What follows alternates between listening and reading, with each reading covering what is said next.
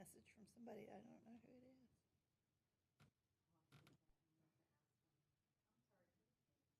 I'm not sure who you are. Can you help me here?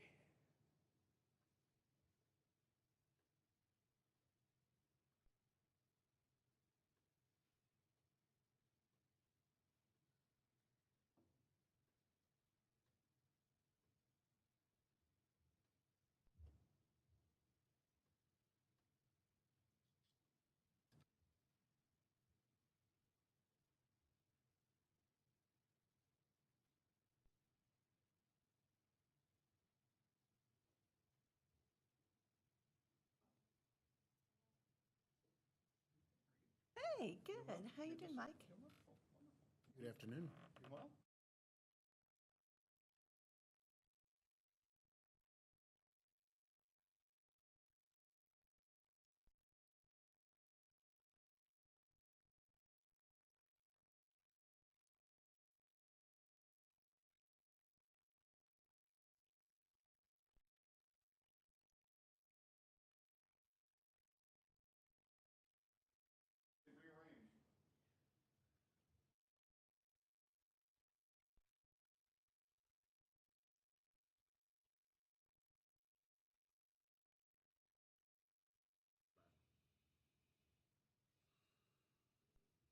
You good? You doing well? Yeah, we're all good. Yeah. All right. TIRZ number 1, Power Center Board meeting, August 22nd, 2022. We call this meeting to order. Here at 9 a.m., Terrell City Hall, 201 East Nash Street, Terrell, Texas. Mr. Whitaker, would you mind doing the invocation, please? Dear Heavenly Father, thank you for this rain. Thank you for each family represented here, and help us to do our duty in a fair and equitable manner. Thank you for your son Jesus, in his name, amen. Amen. Amen. We're going to do the pledge. Yes. I Pledge allegiance to the flag of the United States of America and to the republic for which it stands, one nation, under God, indivisible, with liberty and justice for all. Honor of the Texas flag. I pledge allegiance to thee, Texas, one state, under God, one and indivisible. I don't know that. It's tough. I feel like somebody wrote the Texas pledge to just deliberately make you trip over the American. We'll put the same words in a different order and everybody will get confused. It's a tough pledge right after, one after the other. So. We don't grow up in Texas. Elementary school, it's harder, because I'm like, I've done this before, but I can't remember. All I'm right, sorry, Juan, I'm getting you off track here, pardon me. Okay, it's all right. I got a guide here. Adoption of minutes. Discuss and consider approval of minutes from the Tax Increment Reinvestment Zone Board 1 meeting on May 6, 2022. Is there any discussion, any questions?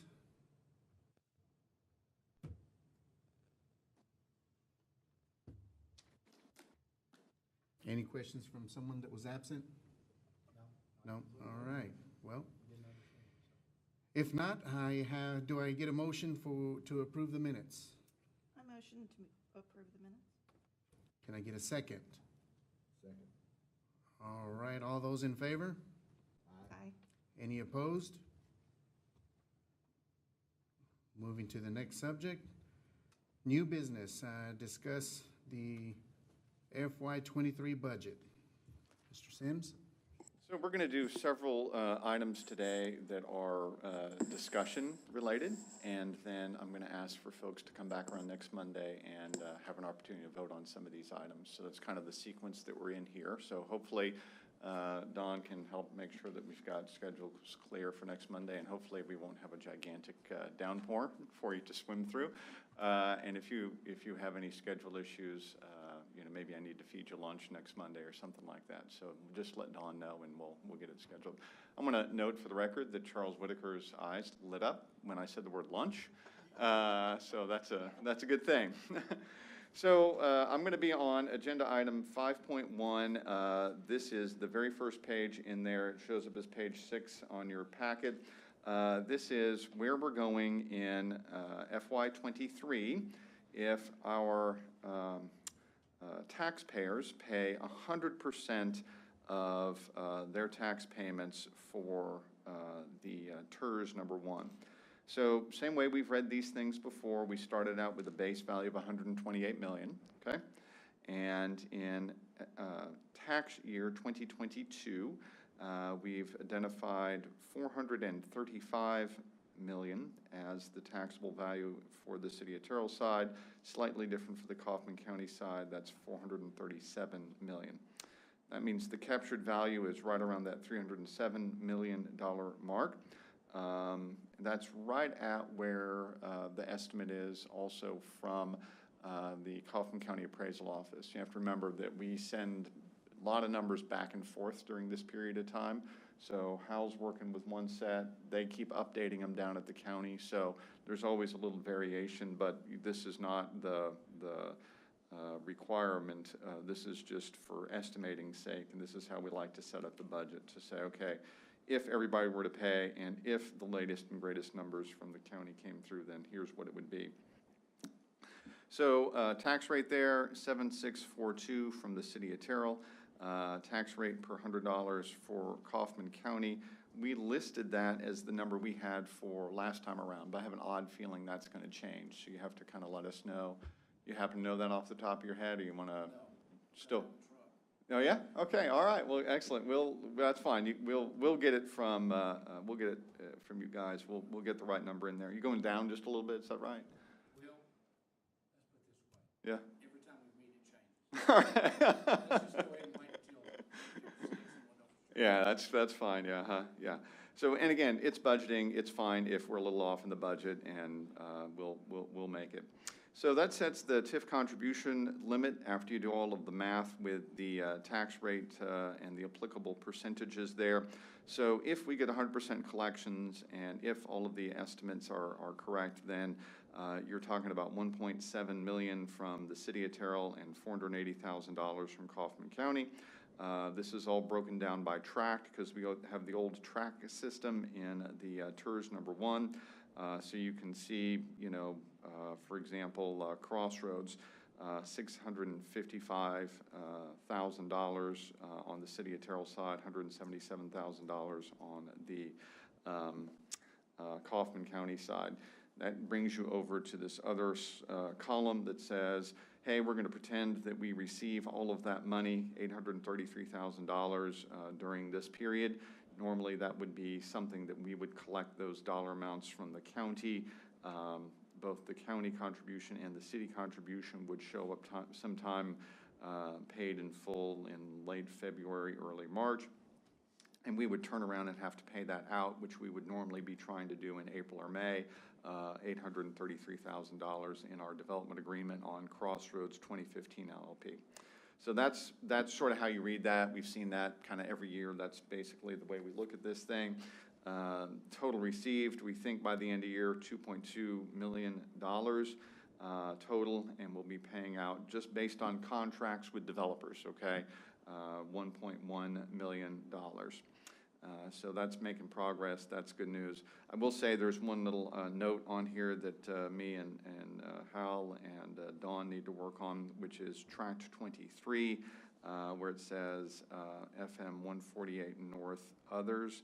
That's actually the Gilcrest project where the Ford and the Dodge dealership are. So that's turned into now a reservation of some of that money over to pay back part of Apache Trail. That's that road that's right behind the Dodge dealership and the Ford dealership. So a portion of that 158, really the lion's share of that 158, actually needs to get moved over to the due to be paid from receipts column. So that's the first page. Any comments on first page of this? This is kind of just the math of Hal's giant spreadsheet. I would love it if somebody would just absolutely grill Hal and ask him like 30 questions and make him sweat a little during the meeting. All right, so next page here is the pro forma, again, assuming 100% collections on the power center. As y'all know, the power center is basically the 3 of the 4 quadrants around the corner of Spur 557 and FM 148. So you got Dodge and Ford on one corner, you got Buc-ee's on the other corner, and you got Crossroads on the other corner, and then we didn't include the northwest corner of that intersection in the Power Center because that's not in the TIRZ, that's in Mike Cronin Industrial Park. So that's what Power Center is. We started off with a base of $12 million there. The taxable value now is about $193 million. Captured value is 181. So you get the oddball calculation of TIF leakage that has to do with anything that doesn't go into the 75%, anything that doesn't go into the 50% county. We capture those small dollar amounts and make sure it goes in. And then there's the base non-TIF taxes, and that gets you the total property taxes paid by each entity into it. And then we also do a calculation on this one on business personal property taxes. That's the 127 and the 52 million there. And so as you add all of that up, you get down to the bottom of the page and you see 516 from the city and 346 from the county. This time around, I'll use Crossroads again as an example. So Crossroads 2015, you've got $587,000 in taxes collected and $587,000 in taxes paid out. So that may look like a big number, and my comment is I'm thrilled. The higher that number is, the sooner we can clear that off the books. Remember that we're paying $20 million over the course of as fast as we can pay it off, and that gets us clear of all of the roads, water, sewer, drainage that was built out there as part of the Crossroads project. Let's see, so that means total collected $862 by the end of the year, and the total due to be paid out of $773,000. And that's really the whole story on Power Center, right? Because there's not some residual dollar amount there that is something that we're tracking. You're really not generating more than about $90,000 a year in excess money, and we're just banking that money right now. We've got a drainage project that we need to work on, and we'll be working on that project. You might imagine the drainage that's behind all of the Hobby Lobby and Academy down to Film Alley. That row of drainage needs some work that we're going to be doing, and so that's the only sort of extra Power Center project that we're going to be working on in FY '23. So any questions on Power Center? Okay.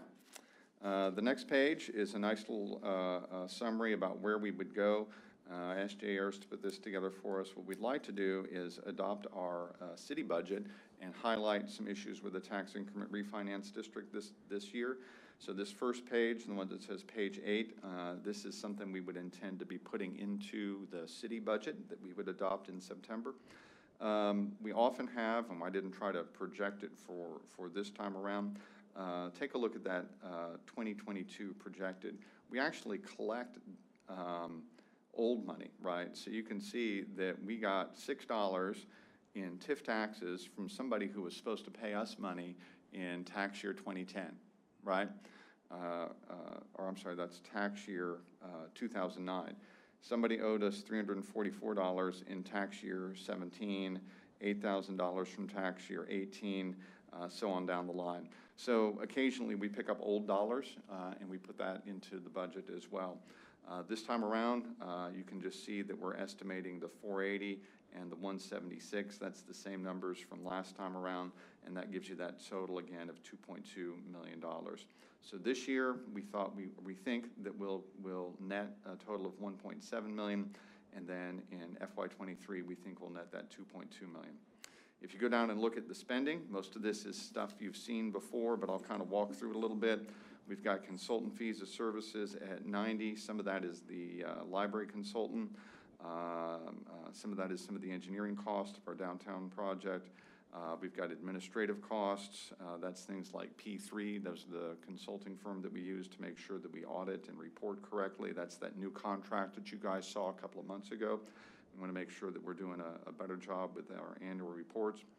So then you can see the reimbursements that are all the contractual payments. You've got Cinecola, Baylor, Terrell Market Center, Buc-ee's, Crossroads. And then you get down to some of the things that y'all voted on by resolution a few months ago, and that's the downtown project office, the town square master plan, downtown sidewalk grant, the Pena Partnership, and then we've got, again, ongoing pre-construction expenses with British Museum. I'll talk about that here in a few minutes. We wanted to set aside some demolition dollars. We're acquiring some buildings as part of our Town Square project down in that little corner between Francis, Adelaide, Newton, and Broad. That's where the main part of the Town Square is. And then also as part of the Town Square, remember, we borrowed funds. That's your debt payment here where it says transfer to INS number 1. We borrowed funds to buy some rather large and important things. So we have made our offer on Cowboys, which is that gas station that is at the corner of 80 and Virginia.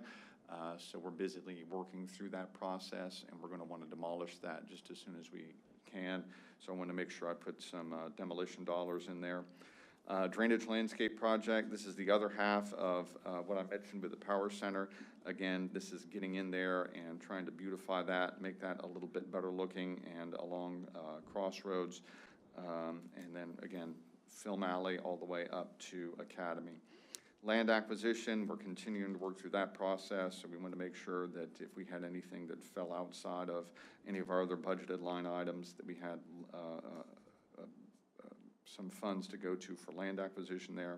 And then again, the transfer to INS, that's that calculated dollar amount to make sure that we are refunding the city INS payment properly, because we've got debt in the INS fund from our previous borrow. The next page shows you a summary of how all of that works together. You can see down at the bottom of it, we started FY22 with $1.4 million in the bank. We will run that up to about $2.6 million by the end of the year. And next year, we're proposing, again, that $2.2 million in revenue. And we'd like to spend our fund balance down a little bit. So that's why I put some extra spending into the TIRZ. And so that's going to run you from starting the year at $2.6 million and end the year still with over $2 million in the bank to do projects in the future with. So that's a quick summary about where we stand with budget side of things. And I'd be happy to take any questions or discuss it.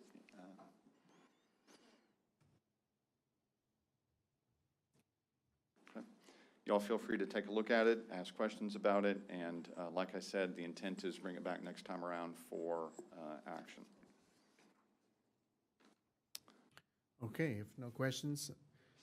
5.2, discuss amendment number 1 to the tax increment reinvestment zone. Number 1, interlocal agreement.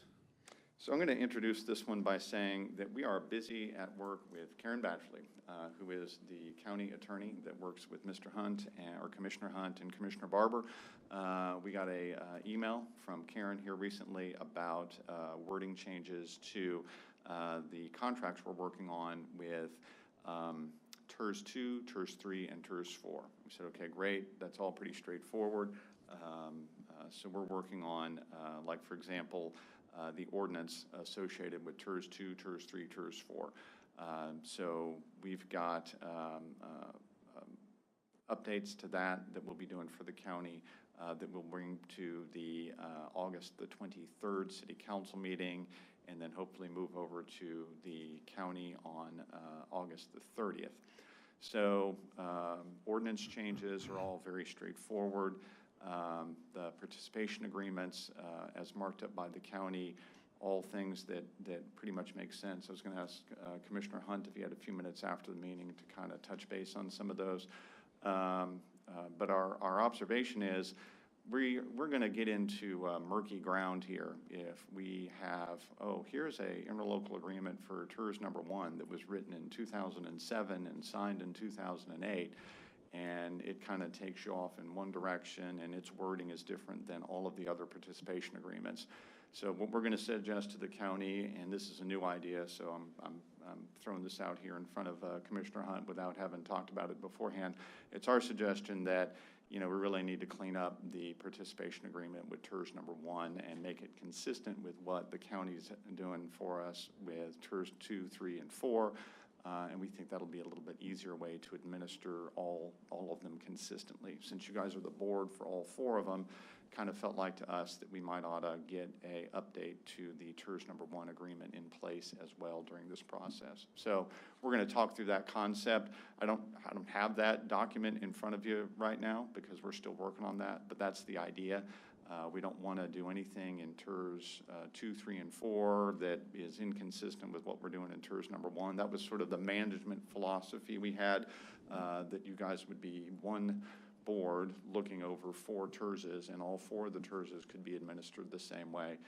So we just think that's good administrative practice for us. So I need to kind of work through that with the county attorney.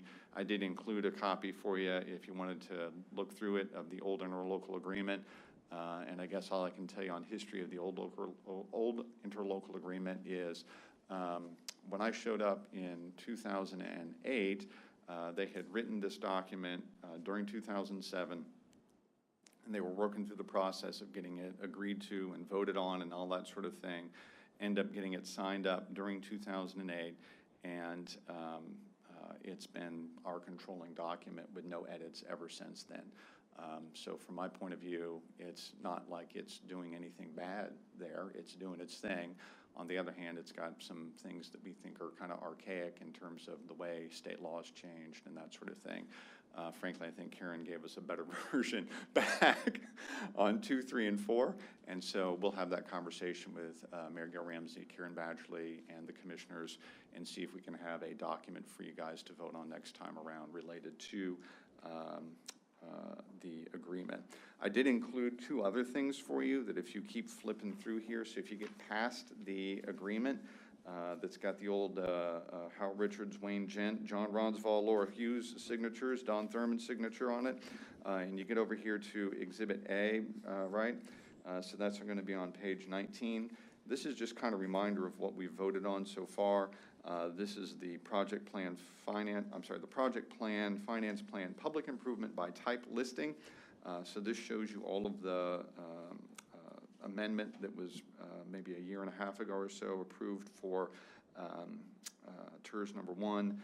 Really just gave you that as reference. The second page there, page 20 of 39, that gives you the listing by zone and shows all of the projected $158 million in spending. So that was amendment number 2. Amendment number 1 was a real small edit related to one of the Terrell Market Center projects. So amendment 2 set all of this stuff in place. And then the only other one has been amendment number 3. These are all amendments to the project plan, finance plan. And amendment number 3 is actually an amendment to that we're going to be adopting in theory tomorrow night related to the boundary, right? So again, ordinance tweaks from Karen. We want to make sure that we're putting in place TIRZ number 1 amendment, and it's an amendment to, see if I say it correctly. I'll get in trouble with Karen if I say it wrong. It is, dramatic pause. Ordinance 2355, there it is. Ordinance 2355 is the one that was passed way back when TIRZ 1 was created. And really what's happening with amendment number 3 is we're adopting a new ordinance, and that new ordinance makes a modification to to ordinance 2355. So just kind of reference point there. We haven't done an amendment to the we have not done an amendment to the interlocal agreement from 08 yet. We've only done amendments to project plan and now an amendment to the ordinance. So just trying to give you bookkeeping about what we're doing, what we've been doing there.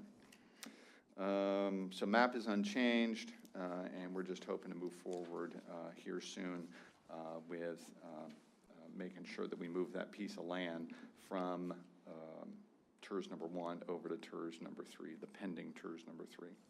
So any questions about what we're aiming for with amendment number 1 to the interlocal agreement?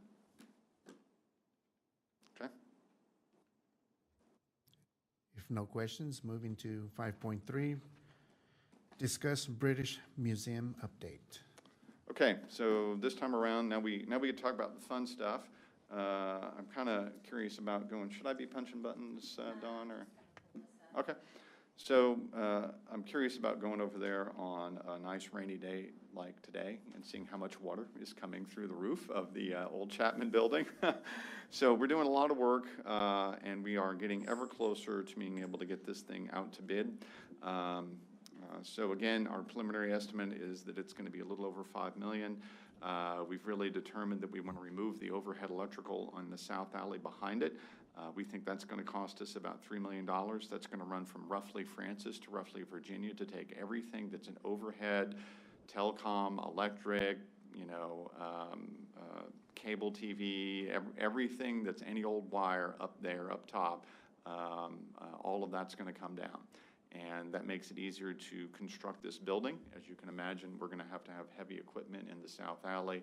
We don't want to be lifting it over power lines. We'd rather take all of the power lines down. That also gives us the advantage that if you imagine the future of Terrell, we'll have South Alley be the thing that really is what's between the town square and Moore Avenue. So we want that to be as clean and good-looking a location as we possibly can. And so overhead electric removal also plays that role there. Also, we feel like whenever Union Pacific double tracks through downtown, it'll be better for us to have that electrical underground because they'll be encroaching just a little bit closer to the buildings. So we feel like, and from the discussions we've had with contractors, it's probably advantageous to combine the projects to get some savings and project coordination there. So we'll hire one entity that will be in charge of making sure we do both projects correctly. And we're going to be working also on acquiring a staging area nearby. And like I said, it's going to be ready to bid fairly soon. Lots going on with that. I will say that one of the interesting things about the project right now is that as we're dividing it up into different alternates, what we'll be doing is taking a base bid, then we'll have a bid on the balconies on the back side of the building. We'll have a bid on the internal things that the British Flying Training School will be paying for separately. So you're on the board of the British Museum. What you'll see there is that there'll be a slate of things that we get numbers on, which will be specifically identified of, okay, here's the move-in costs for the British Museum that are their costs that they're going to cover. And so we're going to hope for grand success with fundraising with the British Museum because they'll need to pay part of that. So this area in green on this map is the South Alley zone. The blue lines in the map are water lines. The reddish lines are sewer mains, and then stormwater is in dark black. If I were to look down south a little bit more, you would notice that there's even more of an outstanding lack of storm sewer there. One of our major projects that we're going to be tackling under the City Stormwater Fund over FY23 is the drainage work to try to figure out how to drain all of the area that's in the town square. The flag shows you the location of the British Museum, and I noticed that that flag moved, so that flag is offset to the wrong place on this PowerPoint slide. That's kind of bad. We didn't move the British Museum. The British Museum is, I'm pointing at it like it's going to matter. The British Museum is more in the middle of the page. Do you know how to get there? There you go.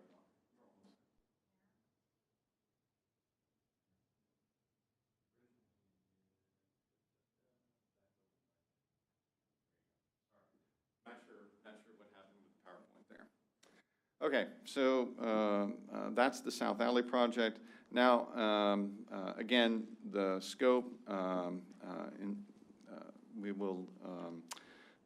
we're working through the process with Encore right now. One of the nice things about this is that it also enhances the value of some of those buildings down there. A lot of them don't have really the proper electrical, so Malone and Five Coat, for example, are rehabbing a building that's just down the street from us. And in the course of rehabbing that, they've had to take all of the old electrical out and put all new in. Well, right now there's a gap between what they've done and the pole, and there's still a gigantically old wire in there that needs to get refed. So now we'll be taking on that cost throughout the entire South Alley, and that's going to help everybody upgrade the electrical systems within their buildings. We'll do Atmos back there as well, and then we've got a separate project to fund water and sewer from a different source of funds to get all of that done. One of the last things to know on the South Alley is that as we redo the quiet zones through downtown, that's actually going to change our circulation patterns downtown, and we'll have to be making each of the all of the South Alley will end up being one way going westbound. And that's part of the construction of the quiet zones. So whenever we do this dropping of the electrical lines, we're not going to be putting concrete immediately on top of it. We're going to put some asphalt on top of it because we know we're going to tear it up again for Atmos, we're going to tear it up again for water and sewer, and then we're going to rework the whole thing so that we can do the quiet zone. So hopefully we can get a quiet zone grant soon. We think we're going to be eligible in one of the big funding rounds up in DC, but I don't know when we might get that funding. Oh, I'm sorry. Can you set that other PowerPoint up real quick? I'm not actually going to read you all of this exciting PowerPoint that is the standard bid process versus construction manager at risk. Y'all probably know a lot of this, but I wanted to include this whole briefing in here, and I'm only going to go to like one of these pages, or maybe two of them. So standard bid, right, what am I doing? I've designed an entire thing, I've got an entire set of plans, and I say, give me your best price on all of this, right? And that's a very typical way of government contracting, but it eliminates opportunities for flexibility. So one of the things we're going to try to do is construction manager at risk. So construction manager at risk is a different method of doing it. So basically you say, okay, guys, what contractor is willing to work with us and take on this project and give us a guaranteed maximum price, right? We like that method of doing the combined project between the Encore electric lines and the British Museum because that's a way of us saying, okay, we know there's going to be unforeseen circumstances out there. We want you guys to make your best estimate of what this might be, and it can give us just a little bit more flexibility here. And one of the things we don't want during the process is some big, ta-da, here's your change order, because look at this thing we found when we dug this hole. So we feel like that's probably a better way of doing it, and it will give the contractor a little bit more flexibility in terms of the timing of this. Because I'm not delivering a British Museum on a time deadline, that's our project, that's when we want to deliver it. We feel like telling the contractor that they're going to be in charge of the timing of this thing and being able to move Encore at a timing that fits with them, it's going to eliminate a lot of risk in this project, because what you're telling a contractor is, hey, we really want you to demolish that building, but of course you'll have to wait until Encore gives you permission and we get those utility lines down. That's going to give that contractor a lengthy period to being ordering materials, try to get good prices on the best materials, spend time negotiating that, as opposed to just saying, well, here's your snapshot in time, and whatever those numbers were the day we bid, that's all we're ever going to get, right? So we think that moving some of that flexibility over to their side on this particular project is probably the best thing for us. So we'll be working with our city council on trying to get that done, but since a large share of the funding associated with this comes through the TIRZ board, we just wanted to share with you guys also that we're doing a construction manager, or we intend to do a construction manager at risk process for the combined Encore Electric and Powerline and British Museum project. It's also our expectation that we're going to end up having to borrow more money, because we just assume that this is going to be somewhat more expensive than we originally planned, and we want to make sure that when we get that guaranteed maximum price dollar amount, we'll be able to work that into our financial planning as well and decide whether or not we need to go out and do another borrow to cover any excess cost associated with that. So just a big snapshot about where we stand, and trying to keep you guys up to date with what's going on with the building. So any questions about that? So if they come in below that target price, they still get the Yeah, loan?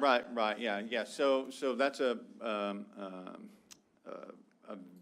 That's a nuance. So let's talk about it like this. Let's say that somebody comes forward and says, you know what, we think we can get this combined project done for $9.5 million.